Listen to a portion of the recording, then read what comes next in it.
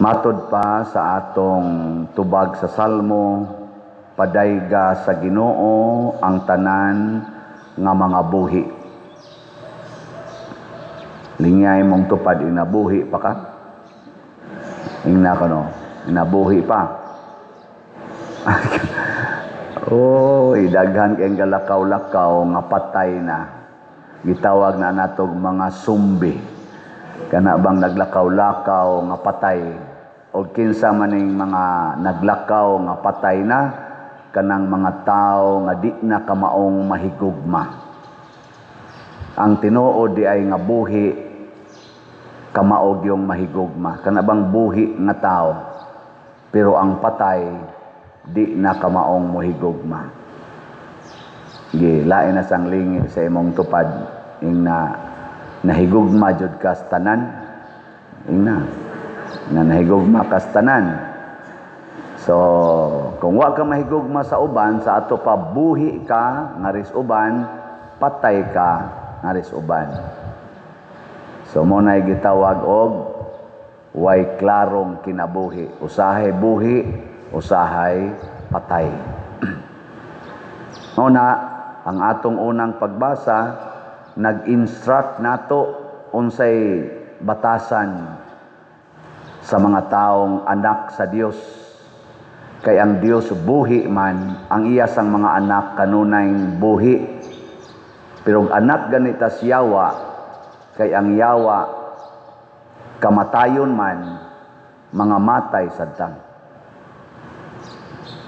Isang kamot, kinsa dinhi ang moingon, Father, ako anak ko sa Ginoo. Tasa kamot. Ang di mo isa anak si Yawa. Sige.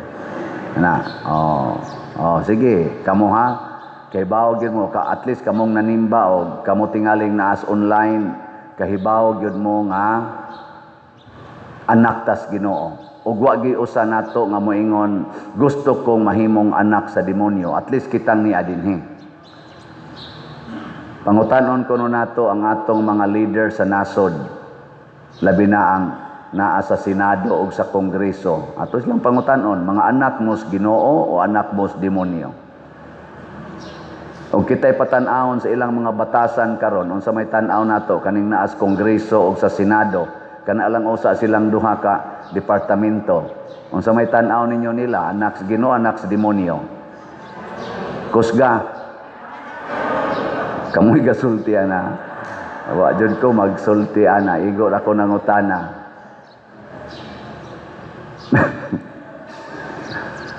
Ato ko nung tan-awon kuno be, kitay patan-awon kanang naas executive branch gikas presidente og sa iyang mga kabinete, tan-aw ninyo unsa man, anak sila sa Ginoo, anak sa demonyo. Nanghadlok na musulti. Sige, arilantas dili executive, arilantas DPWH. Tan-awon niyo DPWH karon, unsa man, anak sa Ginoo, anak sa demonyo. Ambot lang ninyo, no? Basta ang importante, bisan pagipalibutan nata sa tanang mga anak sa demonyo, kanang gitawag natog mga makasasala, mga dautan, kamao unta tang magpabilin nga anak sa Ginoo. Mao na importante. Dili ta magsigig pasangil nga naglagot ko, nakig-away ko tungod kay ingon ani siya, tungod ni niya. Ang aton ta magpabilin tang anak sa Ginoo. Unsaon man, matod pa dinis unang pagbasa, pagmaaghop, pagmaluluyon, pagmapasayloon, pagmapaubsanon, pagantos kamo. Dirisad sa atong ebanghelyo, porting klaruhas gisulti ni Kristo, higugmaa ang inyong kaaway, kung tamparuson ang inyong pikas aping, ipatamparos lang pikas, kung ilang ilugon ang inyong butang, ayaw na kinigbawia, kung manghulam sila ninyo, pahuwama dayon, ug ayaw na pangayog bayad, iampo ang nagdaog-daog ninyo, panalangini ang nanghimaraot ninyo, pagkanindutas gisultis Ginoo, kay kun ang inyong tagaag maayo kadto ra sang muhatag ninyog maayo, wa na moy ganti nga mapaabot sa inyong amahan nga tuas langit.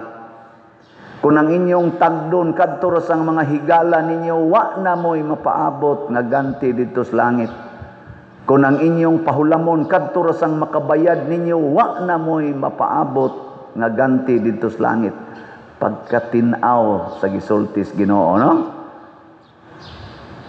Inunua higugma ang inyong kaaway og sa inyong pagbuhat niini, matud pa niya diri, kung buhaton ninyo kini, mahimo kamong ang makadawat kamog dakong ganti gikan sa inyong amahan sa langit ug mahimo kamong iyang mga anak. Da nindo takaklaro ana. Gilingay mong tupad. Ang di mulingi anak sa demonyo. Gilingi ingna musugot na kog imong tamparuson. Ingna. Sige ba? Ingna. Musugot na ko nga imong tamparuson. So agini kapuslanan ang pagsigi natog misa, sigig simba, magbrunda-brunda pata, mag 2,000 Hail Mary pata, sige tag prayer meeting, sige tag rosaryo, magtuyok-tuyok pata dinhi kada adlaw, kada gabi, sige rosaryo kay mga buutan lagi kuno kaayo, mga lawat muluhod gyud kay buutan lagi, pero dili mo pasaylo sa sigig libak niya. Kusog kay mudumot sa iyang silingan, way kapuslanan.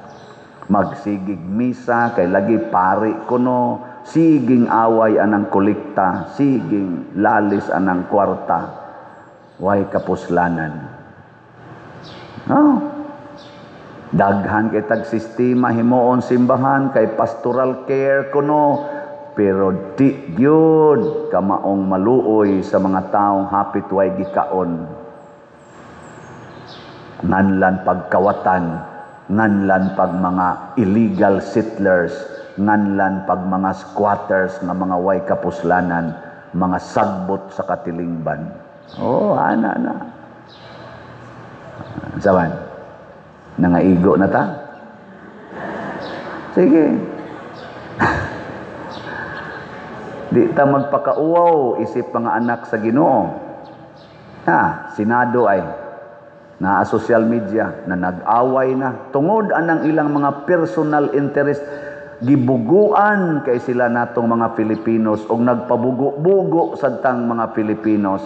Ang atong mga lawyers, ang atong mga doctor sa education, ang atong mga dagko kay mga ranggo dinis Pilipinas, dagko kay mga achievements, gibuguan na lang gyud ang atong mga naa sa legislative branches.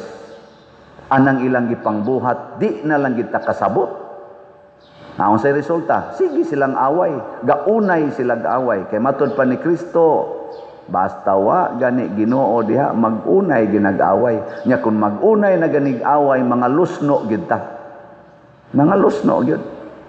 Kung ang usa ka nasod magunay gaaway ang mga gitawag natong mga membro sa nasod, malusno gyud ang nasura. Kung ang usa ka pamilya magunay gaaway, malusno gyud ang pamilyaha.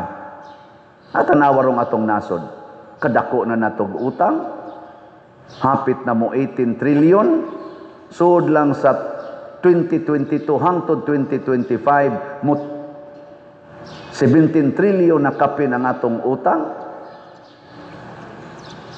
gikan sa 12 trillion pag 2022 mating ito, mga 12 trillion, karon 17 na. Wa pa kaabot og 3-4 ka tuig ang paglingkod sa atong bag-orong administrasyon, nakautang nag mga 5 trillion.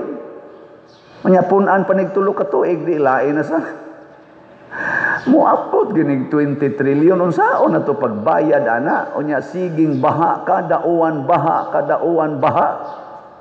Unya ang mga gustong mo imbestigar sa baha, sige na lang, kapoy na, sige, balik-balik, ana.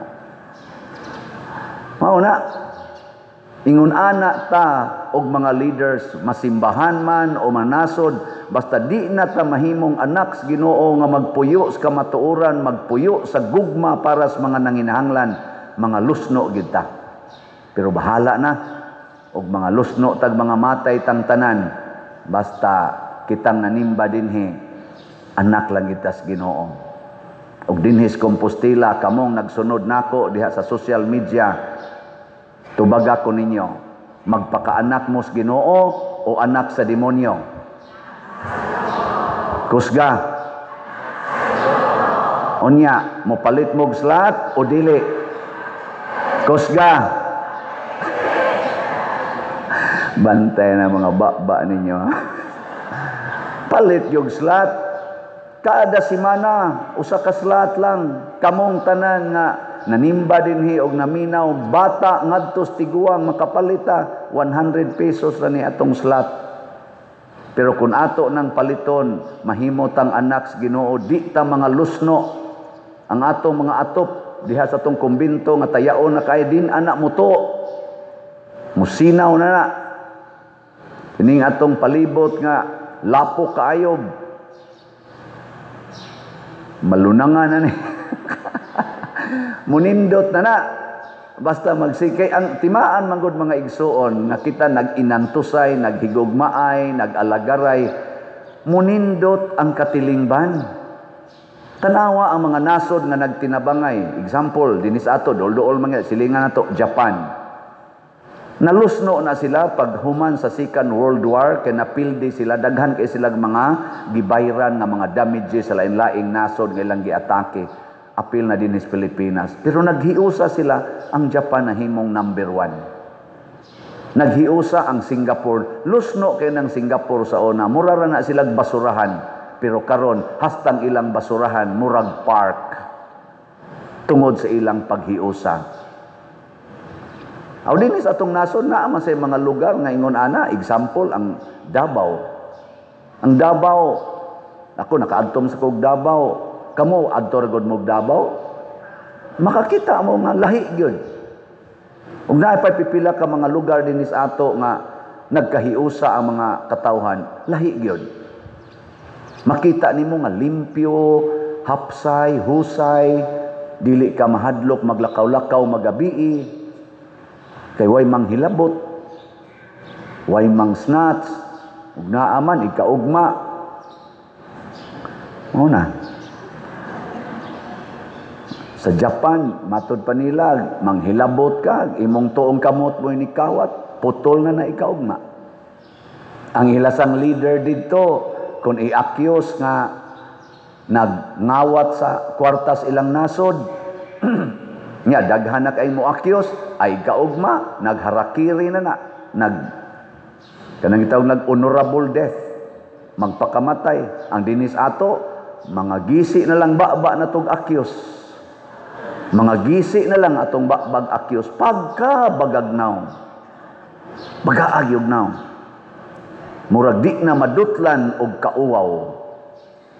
Wa na maghuna-huna unsay bation sa ilang mga anak o sa ilang mga kaliwat tungod sa ilang gibuhat karon. Di na maghuna-huna unsay nahitabo nga impact sa ilang kabuang ngadto sa katawhan na kunuhay ilang gialagaran. Baga kay tagnaw kasag ang kadaghanan. Ilingay imong tupad. Ing na nipis ng imong naong o baga. Inga. Nanong magsigi pa mangyud kag dumot anang imong silingan. Nanong hastang imong igsuon di man nimo tagdon hangtod karon. Nagpabaga gid kas naong. Nanong kanang imong bana tungod lang kay nakapangabit din ama gid nimo tagdon. Baga gid kag naong. Ato bangas Ginoo nya sige kag simba dinhi nya di ka mutagad na imong bana, di sa kamo pasaylos iyang kabit. Baga gid kag naong. Da. Pero sige lang, hindi ka mo tagad, basta mo palit lang kag slat, okay ra na. Basin pa, mabawi-bawi. Ana na siya sa mga igsoon, hinaot unta no nga magpatalinghog tas Ginoo kay himuon kita niyang mga anak. Apan ang iyang gusto kamao sad tang mohigugma sa iyang gihigugma kay matod pa diri ni Kristo ang atong amahan nga tuas langit nahigugma sa mga dautan o sa mga maayo. Iyang gihigugma hasta ang dili mga mapasalamaton ngadto kaniya. Apil na ang wa kaila niya iyang gihigugma. Pagkanindot ana.